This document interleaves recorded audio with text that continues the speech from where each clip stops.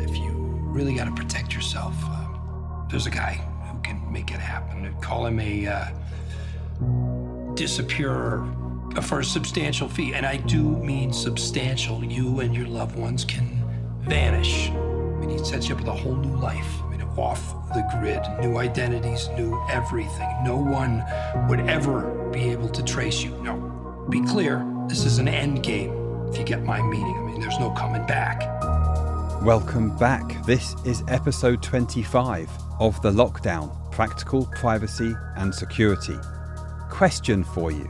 Do you use AI apps on your phone, such as ChatGPT or Claude? If you don't, I'd be interested to hear from you, but ChatGPT, Claude, Midjourney for images, 11 Labs for voice. But from a privacy standpoint, I just want to focus on two apps, and that's ChatGPT and Claude.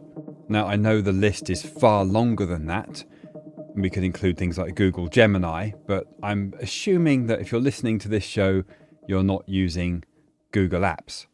Last year, in episode 14, I did already cover using locally hosted LLMs. My advice there still stands. Now, to be clear, I am not recommending you use either Claude or ChatGPT. I would assume both of them are terrible from a privacy perspective. This is more about which is the better option if you must run an AI app on your device. First of all, I wouldn't run ChatGPT. I would avoid OpenAI. I don't believe they're the most private option. I think Claude is better, and I'm about to explain why, but it doesn't mean I'm recommending it from a privacy standpoint. There are alternatives, as I mentioned in episode 14, but since then, Duck.ai has been released.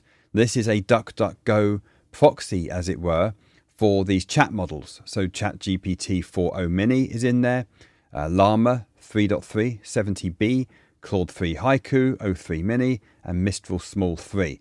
So you're not going to get the latest models with Duck.ai, like Claude 4 Sonnet, which just came out a few days ago. However, they strip metadata, and they say it's very private. If you start revealing your name and your date of birth and your lab results and whatever else, then I assume any of those models, certainly Claude and OpenAI's models, would harvest that data. So be very careful. So what am I going to be talking about? This is mainly for people that either must use Claude or ChatGPT, or maybe for your friends and family and you want to give them some advice to make them at least more private than just going full guns blazing with this. Now, ChatGPT has certainly become the app of choice when it comes to artificial intelligence. So I've been digging into their privacy policy, but before I get into that, let me just show you what I do. I do not run ChatGPT on my GrapheneOS phone. And there are a few reasons for that. The first one is I have to be logged into Google, or at least into the Google Play Store on my device. Otherwise, ChatGPT will not work. It would just redirect me to the Play Store login page. There are some apps that do that. It's quite annoying. I actually have an app for my coffee machine, believe it or not, so I can have it on timer. It turns on 6 a.m. and then I have it turn off in the afternoon. And that's all controlled from an app. But I can no longer use the app for my coffee machine because they, like ChatGPT and many others now, require Google to be logged in. Now, don't worry too much. I'm using an alias name with the app. I've even put it on its own dedicated Wi-Fi network, so I restrict the domains it can talk to. This was not out of convenience, but more out of necessity because it's an app that I have to use. Anyway, now I'll talk about GrapheneOS in a bit more detail later in this show, but let's just focus for the moment on ChatGPT. I think one of the most convenient features is the ability to talk to it. You can say, "Hi, I need help with, replacing a component in my car," and it will talk you through the process, and it works really well. But here's the problem. This is no different to what we had with things like Amazon Alexa. Now, I'm not talking in terms of capability here of the app. I'm talking about privacy. OpenAI store the audio recordings of your voice interacting with it, as well as the AI voice talking back to you. Now, I have touched on this in previous episodes, but I think now is a good time to have a refresher. If you have a ChatGPT account, I would log in, click on your profile icon on the top right, go to Data Controls, and then click on Export next to Export Data. You will then get an email with a download link, and that download will contain various files and folders. Now with ChatGPT, you will get a chat.html file. There'll be some JSON files and then multiple folders for each of your conversations. And if you go into one of those folders, there'll be an audio folder, and then a whole list of WAV files or audio files with your voice, as well as the AI voice you are interacting with. Now here's the biggest problem I have with this, and I don't think this will take too much common sense, is the fact that they're storing my audio recordings. Now, I'm not trying to hide my voice. That would be absurd. I have a podcast. But I would be hiding what I'm talking about. And I think the convenience of ChatGPT has reached so far, way beyond what Amazon Alexa did in the home. I spoke with someone the other day that was talking about their lab results, even gave it an image of an X-ray. The X-ray, by the way, has their date of birth and their full name on it. All of these things could be used for training future models. Now, the reason I am narrowing this down to two choices, that's OpenAI's ChatGPT and Claude by Anthropic, is I believe Claude is the more privacy-friendly option. Now, bear with me here. Anthropic, in their privacy policy, explicitly states we will not use your input or output to train our models unless, and then there's some exceptions, and the exceptions are basically if you're in violation of the policy, which is flagged by AI, or you report something yourself. Now, with OpenAI, they seem to take the opposite approach, where they say they may use your content by default, but they do provide instructions to opt out. That's both good and bad. At least they're providing an opt-out. However, it does place the burden on us as the user to actively protect our privacy. Now, as I said with Anthropic, there are three things really that they would see your data or at least use that. There's content flagging in their trust and safety review, then content that we report as users or provide feedback on, and then any opt-in consent.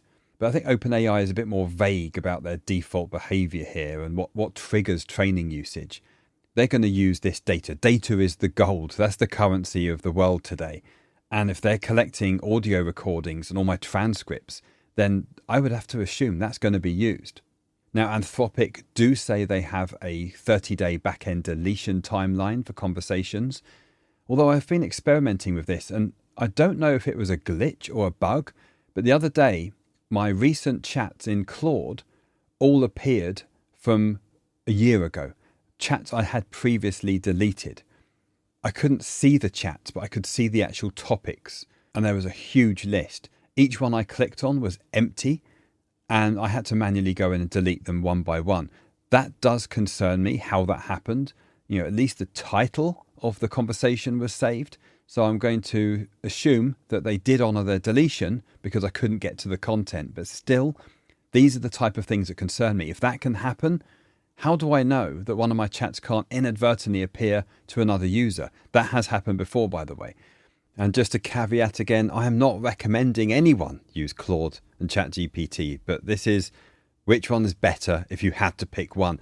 Back on episode 14, I recommended LM Studio. That's actually still a valid option. So as well as Duck.ai, LM Studio is entirely local. You can block internet access, run that locally, and you won't get the latest models from these AI companies, but perhaps it's good enough for what you need. But again, if you have to use Claude or ChatGPT, this is my advice. Now, both Claude and ChatGPT offers the ability to talk to it with your voice. Now, ChatGPT is obviously different because that talks back to you. I'm assuming Claude will do something similar in the near future, but I would not use any voice recording or any voice interaction with any of these apps at all. End of story. Now, a very kind listener, hopefully you're listening, suggested some time ago I use FUTO keyboard and FUTO voice. And I must say, I absolutely love it. I've been using it for some time now. Now, it's called FUTO, F-U-T-O, and there's the keyboard and the voice component. What I like about the voice is I can talk to my phone like you would on an iPhone or something similar, and it transcribes it to me, but it's completely local. It actually runs a model locally on my phone. It's small enough for transcribing. It's pretty quick. Even I'm on the medium setting. Now, when I go to the FUTO voice app and click on model, I'm using the English 74. It says slower but more accurate. That's the medium option. There's English 39, which is the default, and there's also English 244, which is very slow. But for me, English 74 works really well. Now I know it's local because with GrapheneOS, I can specify which apps are allowed to access the network or the internet. In this case, FUTO Keyboard and FUTO Voice have no access at all. Now, interestingly, it has some strange behavior. If you click record to record your voice but don't say anything, it will sometimes come out with some very strange sentences on its own. So I don't know if it's doing some prediction there based on the text that's on the screen or what's happening. Other times it just shows some like music notes. So yeah, very strange what's happening. But overall, it works really well. And then the FUTO keyboard, the main typing keyboard, that's great as well. Now, I do not run ChatGPT on my phone. The first reason being, obviously, I would need to be logged in to the Google Play Store, which I am not. But the second reason, I just think it's too intrusive and it would be too tempting if I was in a situation to just be lazy and click on the voice feature and start interacting with it. Then they're recorded. Now, if you've been using that feature and you're concerned of what they're storing, you might have looked at your data export, I would not panic. The first thing I would actually do is delete your account. Now that might sound extreme, but you can always set up a new one.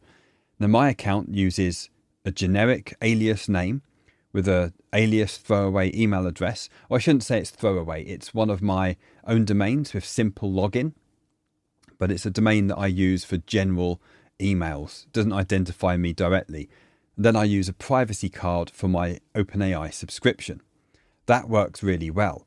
But there's nothing wrong from time to time, and this doesn't just apply to ChatGPT. You could do this with any app, any account, I should say. It's just delete it, create a brand new account, and then start clean going forward.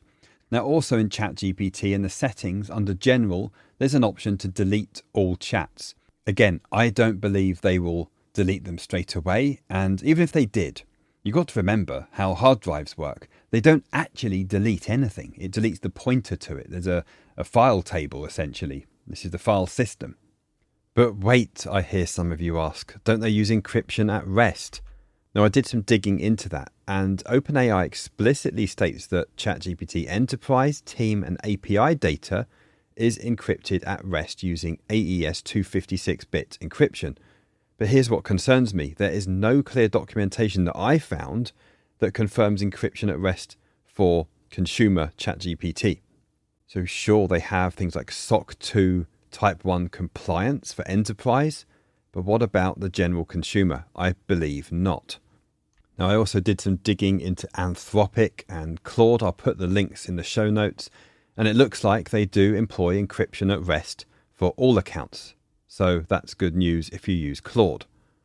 So I'm sure when I delete an account or delete my chats, they're not doing some secure erase on the disk. Now, I'll just say that there's a very low chance of anyone recovering OpenAI's disks and finding my data, but there's not a zero chance. So my recommendation, if you've been using ChatGPT for a while, first thing I would do is delete all your chats. Once you've done that, I'll delete the account and start over. Again, use a privacy card for that. So back to my GrapheneOS phone then. I use Claude. Now the reason I use Claude is, first of all, it does not require me to be logged in to Google Play Store. It runs perfectly well on my current GrapheneOS setup. And secondly, because of FUTO Voice, if I need to talk to it, I just use that. It's locally transcribed, so essentially I'm just sending it text. But no matter what app you're using, just be careful what you send it.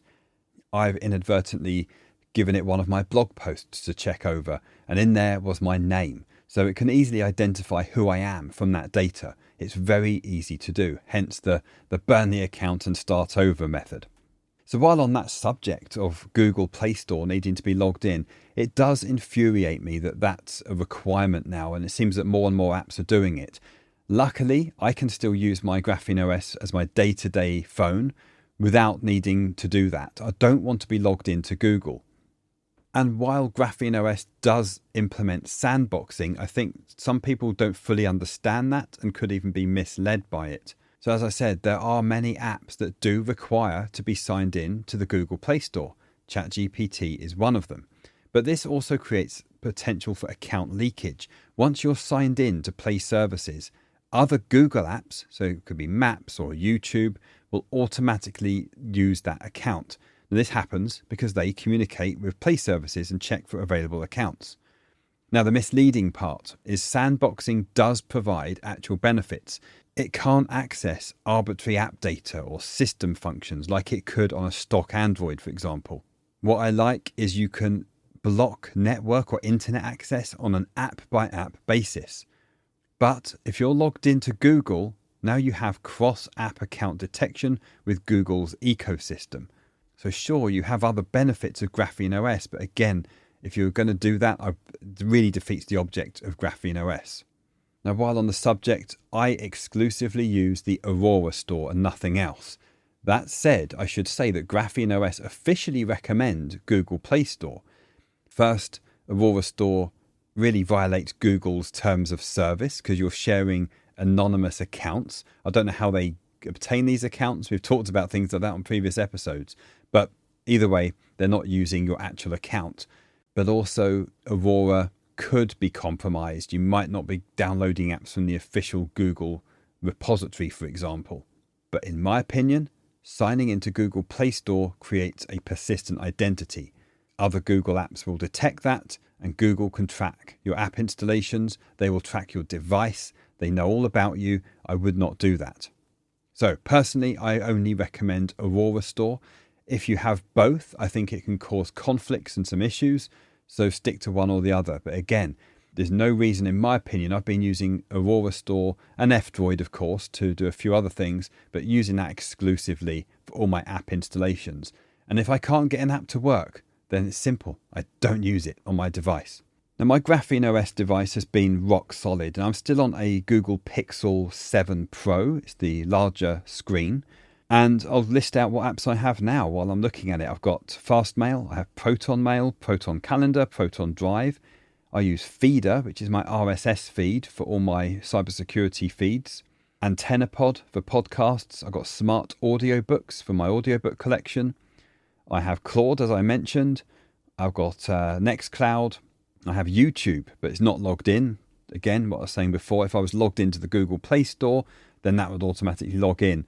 And really, that's it. There's a few other things, but they're not too important. Now, I do miss the good old days. I grew up in the 80s. I remember I would go out with my friends at the weekend. We'd go to a skateboard park or something, and we'd often get on a train, and it'd be a 1-hour train ride away from where we lived. And there was no phones or mobile or anyone tracking us. We would go there, we'd have a good time. We'd find a phone box, call our parents, say, yep, we're on our way back, and then make our way home. That was a time when you would agree a time you'd be home by. Must be home by 9 p.m. or whatever it may be. But now I can't seem to go anywhere without my phone dinging or buzzing or some notification. If it's not my personal email or my work email or a Signal message or some app notification, it's just highly infuriating. I do miss those days. My point here is we don't need Apple Watches and iPhones and every possible app that we can get our hands on. You know, aside from the privacy issue there, and there are many, how on earth are you meant to focus and concentrate on anything else? You know, you just constantly distracted all the time. It's so important to get time to yourself. In fact, one of my listeners said he was listening to this podcast under a tree in the sun. That is how you do it. You take some time out. Now, there's nothing wrong with having the phone on you, but I keep mine permanently in vibrate only mode. I don't want to hear it ding. I hate it when the phone rings. I don't even like people knocking at my door. So aside from the privacy, do make some time for yourself. Now, talking about time for myself, I have been spending, as I said in the last episode, a huge amount of time on my open source defense and security framework. That's my evenings and weekends that have pretty much been wiped out. And I've now released the summary, so more of a write-up of the framework on my website. So if you go to psysecure.com, that's PSY, secure.com, and you'll see a link there, minimize what can be known. You click that and it'll take you to the page. There's also an audio reading of the page, which is very privacy friendly. It just plays an MP3 through the browser and you can listen to it if you don't want to read. Now, the reason I bring this up, I am looking for collaborators. I want to keep the open source element of OSINT true. I want this to be an open source framework. Despite enterprises spending billions of dollars on average each year on endpoint detection and response tools, security teams, security training, firewalls. The list goes on. They still get hacked. They still get ransomware attacks. There are still data breaches. My motivation behind this ODSF framework is to really address the reconnaissance stage of every cyber attack. Open source intelligence is very much part of that. As I mentioned before, the MGM ransomware attack in 2023, that was pretty much possible only because the threat actors were able to look on LinkedIn, find out who the IT admins were, what tech they were working with, who they worked with, and even find out the whereabouts of executives. We reveal far too much, and I don't think organizations even consider that. Sure, they do security awareness training saying, be careful, you don't click on a phishing email, and this is what social engineering is. But there's been a gap in the industry for far too long, and I've been in the enterprise technology space now for 30 years. The mid-90s is when I started as a Unix admin. And every framework that seems to exist is fantastic, but it's focused on the technology. And we need that, but we also need to address the people element, and that very much falls into the scope of open source intelligence. Now, every now and then I browse Reddit. I think it's like my dopamine fix for social media. I don't have any social media apps other than LinkedIn, which I wouldn't really consider social media. I only go on there for business purposes. But from time to time, I have an alias account that I browse Reddit with. Now, I saw a post that gave me an OSINT challenge. An individual posted a picture of his new house saying, just moved in, got the keys, and there was a picture of him holding up the keys with a really nice looking house in the background. It took me 5 minutes to identify the address of that house, his name, his date of birth, his phone number, his email, and then I started finding him in data breaches and I stopped there. Now, on my website under Tools, I've got an OSINT page, and I've just added the very tool I used to find the house, and it's GeoSpy, so geospy.net. It's not completely accurate, but I was able to get the image from Reddit, give it to GeoSpy, and it was using AI and some other methods to identify the approximate location. Now, I've only done this 3 times so far, but each time it has come very close to the actual location. In this case, it came up in the Boston area, but then I was able to go to Zillow. I had the price of the house because he posted that on the Reddit post. I knew the area, so I could zoom in on that particular area. He said how many bedrooms it was. He even revealed the acreage of the land. So by narrowing down those results, really gave me an instant hit, and I could see exactly where he was. Anyway, point was, I've done this a few more times with posts on that Reddit. Even if you just get an interior post of the home, use GeoSpy. It can still give you an approximate location. And if you use Zillow, you can start comparing to the interior pictures. If you've got a rough idea where it is, you can actually do some image matching. Now, you do also have to look at things like that user's previous posts and comments to narrow down where they live. But this is a lesson.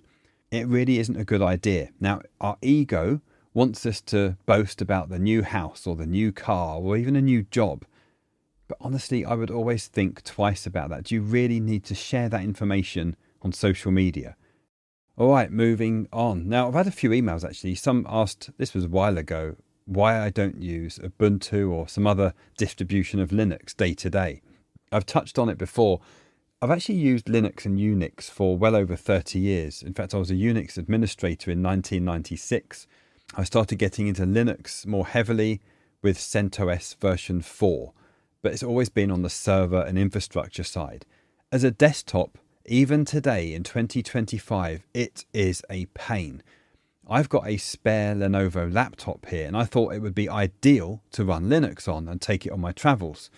But I had no end of pain trying to get sound working on it. I found various forums, and there was Stack Overflow discussions and custom drivers, and it just got to the point I just thought I cannot afford the time and investment of something that's going to be so problematic. I love Ubuntu Linux. I use it all the time for server and back-end development. But as a desktop, I just don't think we're ready. Now, I'm a big fan of the YouTuber Mental Outlaw. If you know of him, he is someone that's talking about Linux a lot. I think he's just switched to Linux. He talks about lots of interesting topics. So if you're interested in that, I would go and check out his channel. But for me, it just does not work. But also, I still use music production software like Ableton Live. I've got all my VST plugins. I use DaVinci Resolve for video editing. That's something else I do as a hobby. But that's really about it. For gaming, I think I've mentioned this before, but I dual boot my PC. I'm very intentional, and I rarely play video games anymore. But if I do, there's 2 NVMe drives in my PC, and it dual boots. One is my productivity machine. That's what I'm on now, recording this podcast episode on. And the other one is for gaming. Now, one of the reasons for that is many video games have anti-cheat software. That anti-cheat software essentially runs as a remote access Trojan. I am not joking. It is so intrusive. It's kernel level malware. It can record your keystrokes, take screenshots, monitor your network behavior. It's there to stop people cheating, but there's no way I would install any video games on my primary Windows device. Mental Outlaw, I'm sure he recently posted a video on piracy, but it looks like it's been removed. So I'm going to tread very carefully here. But I will say this: pirated versions of Windows and Office and Adobe or whatever else can be, as he was saying, can be very private because there's no identity tied to a purchase. They don't have to call home to licensing servers, so they can be completely run offline. I'm going to leave it there. Now, that said, I do support software. DaVinci Resolve, I mentioned, for example, it's $300, and it is probably the best software. And the reason I support that, and if you're into video editing, you'll be familiar with things like Adobe Premiere. Adobe have been notorious for their very toxic subscription service. I've heard so many stories of people trying to cancel the subscription, and then they charge a cancellation fee. In one case, $165 just to cancel. Let alone, they're not going to give you a refund, but they're going to charge you a fee to cancel. By the way, this is why I use privacy.com. You can pause the card. Adobe can't take a penny more. However, I'm very happy to give Blackmagic Design, who are the software developer behind DaVinci Resolve, my money. And that's because $300 to buy their software, including all of the updates, and that's major versions as well. So they were currently on a beta version of version 20. When 20 comes out, that will be included, or we assume it is. It has been the case through previous versions. But they also offer DaVinci Resolve for free. Now, it's not the studio version, but to be honest, it does 90% of what most people want and more. So I was happy to pay for the software. And then that's the other reason I am a huge fan of open source software. I use Obsidian for my note-taking. I've talked about that a lot. I use LibreWolf for my browser, and I'm happy to pay for software like Ableton Live and DaVinci Resolve if I get value out of it, which I've done for decades now, certainly with Ableton Live, but now with DaVinci Resolve, if they're not going to rip me off, and I can still block internet access, which I do. Talking of which, I'm going to talk about SimpleWall again. I am still a huge fan of SimpleWall. Now, let me list some of the Windows processes that I block, and I think these are important. If you install SimpleWall, Windows, you'll soon find out, is very chatty. It's trying to report all sorts of telemetry and call home. Now, I'm going to work backwards in my list. The first one is widget.exe. I've got no clue what it is. It's probably some Windows 11 bloat and nonsense that I'm not interested in. That is blocked. I've got Windows Error Reporting Manager, so the exe for that is wermgr.exe. Blocked. I don't want any errors reported back to Microsoft. Then I have taskhostw.exe. I'm assuming that's to do with scheduled tasks. I don't need that access in the internet, so that is also blocked. Then there's rundll32.exe. That is blocked. And by the way, I can still access my network, so I don't know quite what that was trying to do, but again, that's blocked. Now I have NVIDIA drivers on my machine, so I have a 3080 Ti graphics card, so I block things like NV Display. I think they run Node.js, but there's some Node apps that run. There's another one here called nvmgrupdate.exe, that's blocked as well. I block nslookup.exe. I know what that is. It's for name server lookup, essentially. I don't need it. I'm going to get to what I do use in a moment. And then the other one that's suspicious that comes up pretty quickly is MOUSD core worker process. So that's MOUSO core worker.exe. That's blocked. And then compattelrunner.exe. And the description is Microsoft compatibility telemetry. Absolutely not. That's blocked as well. Background task host.exe. That is blocked. And I think that is it. Now, if you want to access network shares from Windows Explorer, you do need to allow explorer.exe through SimpleWall. You may need to allow lsas.exe as well, or lsas. And then if you want to use the Windows Defender services, the anti-malware basically, then MP Defender core service.exe, you need to allow that. And then there's SVC host and system. There's another two you need to allow. That's if you want fully functional network locally. Now, can that still report home? More than likely. System is allowed. SVC host is allowed. Microsoft will find a way. Now, in the past, I've actually ran Adobe products, and that is very chatty. It's amazing. It's almost like malware, where it's constantly asking for internet access and spawning new executables to do so. So Adobe is something I'm not a big fan of. I certainly won't have that anywhere on my machine. But my point is, Windows can be private if you purchase it or acquire it anonymously. You have SimpleWall blocking as much as you can, and then have an always-on VPN. Again, I do this on pfSense. Now, given that I've ruled out Linux as my desktop OS, and I'm trying to move away from Windows as much as I can, I'm now using my MacBook more. Now, I'm sure as many of you realise, Apple are not the most privacy-friendly company. There's an understatement of the century there. So I'm trying to achieve a similar thing with my MacBook. So I've just upgraded Little Snitch. I'm on version 6 of that, and I actually prefer it than SimpleWall. Now, this is a commercial software. SimpleWall is open source. It's on GitHub. Simple as that. Little Snitch is something you have to pay for. I think it was about $60. I've recently just upgraded. That was $30-something for the upgrade.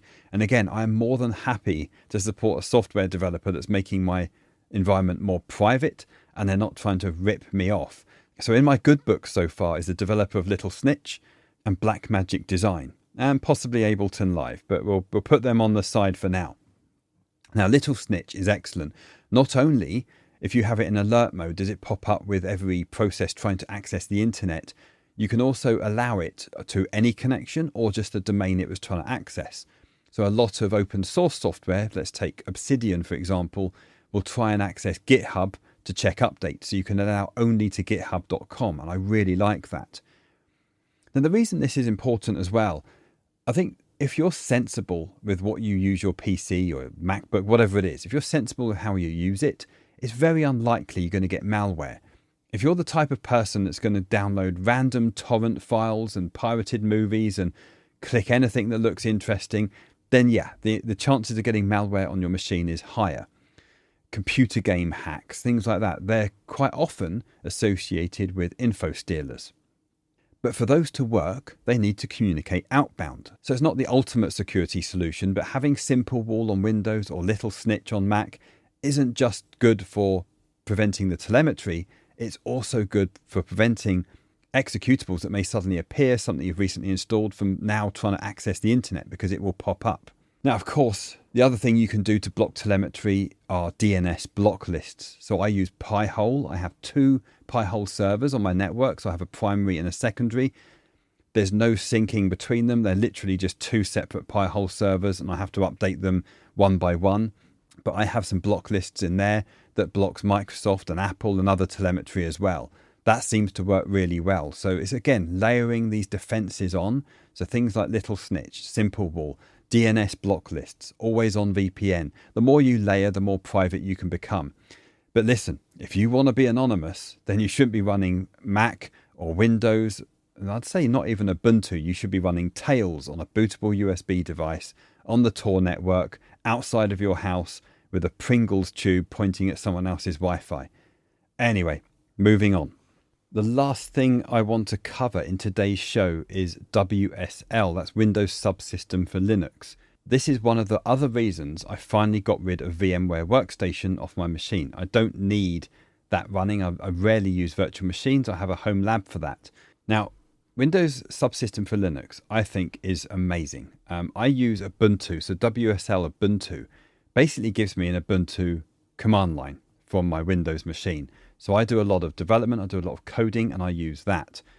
Now, SimpleWall won't affect processes within Ubuntu on WSL. Think of it a bit like a virtual machine. It's not going to see that. So you can allow WSL to access the internet, then that instance, or like that virtual machine, can then access the internet. So I mentioned I don't use NSLOOKUP. I rarely use the Windows command line at all. WSL is a very familiar Linux command line for me. I prefer that. And then I use VS Code if I'm doing coding, and I've started using Cursor. So if there are any developers out there, feel free to drop me an email and we can geek out about Cursor. Now, the reason I mentioned WSL is essentially you're still getting an Ubuntu instance on Windows without having to run a virtual machine. The great thing with a Mac, and why I'm starting to use my MacBook more, is while it's not in Linux, the actual terminal is essentially like a Linux command line interface. So I can treat it the same or very similar in that respect. But really, if I could have an Ubuntu Linux laptop, which looks as good as the MacBook, and a battery that lasts as long as the MacBook, with a decent amount of power behind it, then I'd be very happy. Now, I'm sure I'm going to get emails now saying, but Ray, System76 is exactly that. And I must admit, looking at their website, they've got some really nice looking laptops. Now, I would love to know, do any of you use System76 or have you used one of their Linux laptops? I love the idea of having Pop! OS or Ubuntu on a device that's pretty much designed for that, so I don't have the headache of driver issues and other nonsense going on, with a good battery life and a powerful GPU in there. Now, looking on their website now, it's got Serval WS, it's $3,000. This has got an NVIDIA RTX 5070 Ti graphics card in there. This thing is a beast. I haven't really looked into System76 in much more detail than that, so if anyone uses one, do let me know. That would definitely be a purchase I would consider in the very near future. Now, with that, it's probably time for me to go and do something sociable and get out of this room. No one has told me to shut down my Patreon, so for now it seems like that's the best way to support this channel. But please do not subscribe to me on Patreon if you don't want to. I really don't want you to do that unless you really want to support the show. I've had some new subscribers in the past few weeks. What are you doing? I said don't do it, but you did it anyway. But seriously, anyone that has subscribed, I really, really do appreciate it. You're not obliged to do so, so for that, thank you so much. Now with that, I think I better leave this room and get out and socialise. I've not seen daylight for a few days. Anyway, talk very soon.